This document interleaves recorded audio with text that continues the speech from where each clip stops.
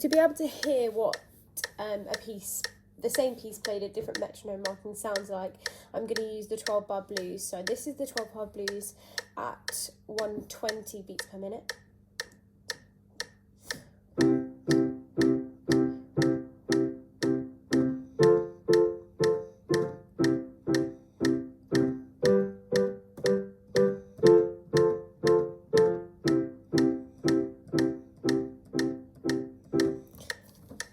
Now we're going to try it at 60 beats per minute to show the difference.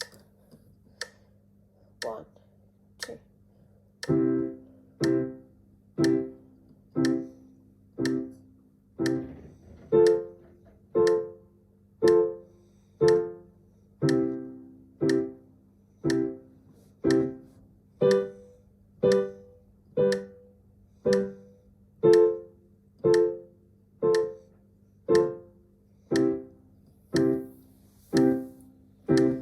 So articulation usually refers to the changing of one specific note or a couple of specific notes. For example, if you've got an accent underneath a note, that's usually articulation. So for example, if you got told to play the note with an accent, it would sound or something like that. Whereas a meter usually refers to a larger amount of music. So if you've got a diminuendo, that's an articulation because it's referring to a specific amount of notes. Whereas a meter would be maybe moderato at the beginning of the piece because it's telling you that most of the piece is going to be played in moderato. So this piece, Hopelessly Devoted to You, it tells us that we're playing it moderately slow. So we're not going to play it fast, we're not going to play it too slow, we're playing it nice and neutral but edging towards the slower side. So let's see what this sounds like. Guess mine's not the first heartbroken, my eyes not the first to cry. Use the chord chart on the presentation.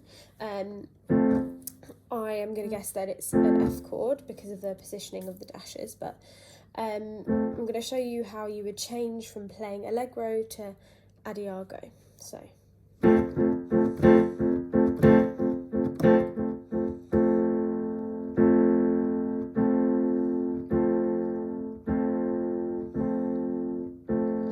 So that just shows how the different terms and the different words used for the tempo and the pace can really change how a simple F chord can sound and be played. So now we're going to look at accents and how they can make a specific note sound. So the note that we're going to use is the note that's used on that small piece of sheet music, which is the high F. So the first one is staccato articulation, which rather than playing the note normally, you play it very quick. The next one is detached, so I'm actually going to use two different notes to show you how that would sound. So whereas you would go, it's detached, so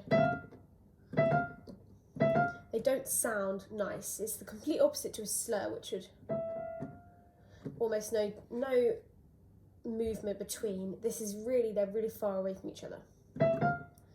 Then we've got forcefully is the next accent. So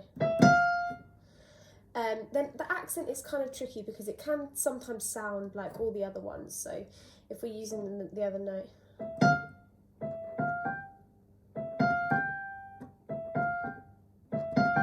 you want the F to be the most important note in that sequence. Then the last one is sustained, which is the easiest one to make sure you get right because you just use your sustain pedal on the piano. So rather than...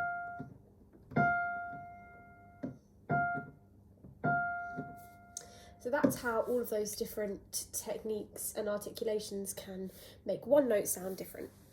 Use that small piece of sheet music on the presentation, you'll see that the dynamic markings are telling you to go from piano to forte. So I'm going to use that piece of music to show you.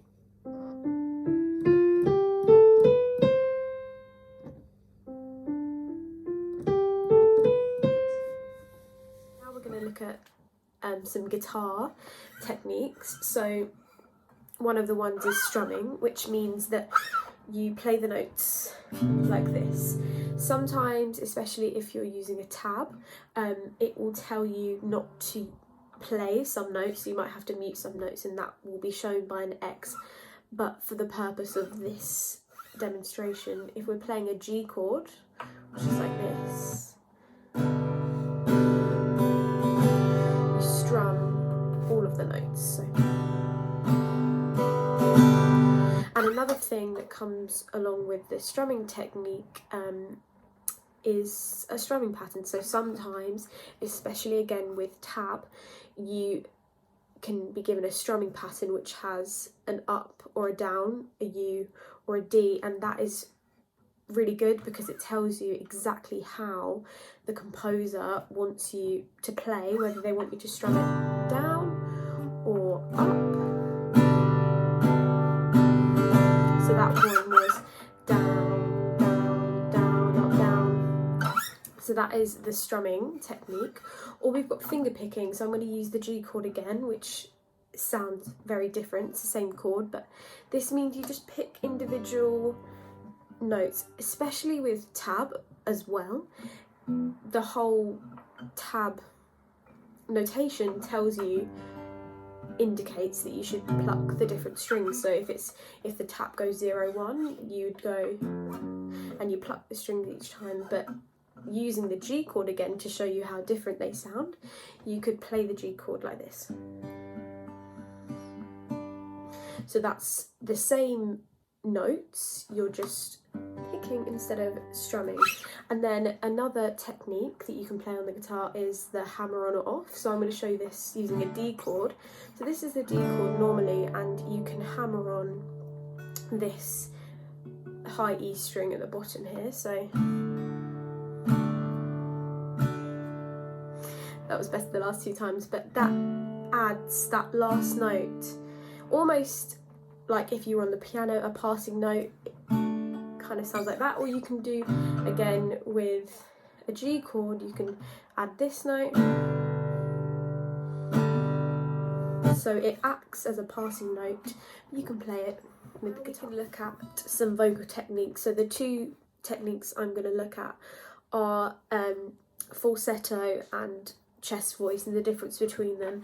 So I'm going to sing the same line, one using my falsetto and one using my head voice.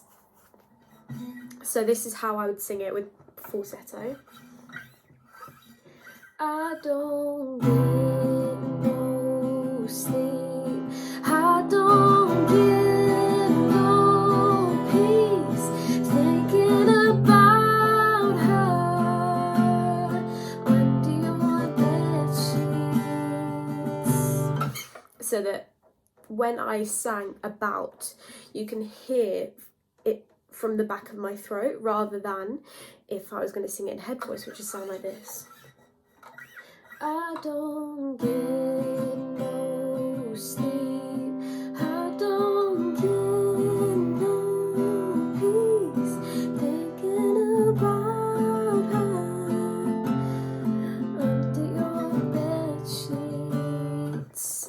So as you can tell, that's not as comfortable, but rather than it coming from the back of my throat, it's coming from, sounds like it's coming from the top of your head. So that's really useful because some people, like me, find it easier to hit the notes from through the falsetto, or some people find it easier to hit the notes using their head voice. And also when we're looking at sheet music, if the composer wants you to sing it a specific way, they can indicate that they want you to hit that note with your falsetto, which is obviously a lot more powerful. Or if it's a quiet, calm piece, they might want you to hit it with the delicate chest or head voice. So that's a difference between 2 vocal techniques.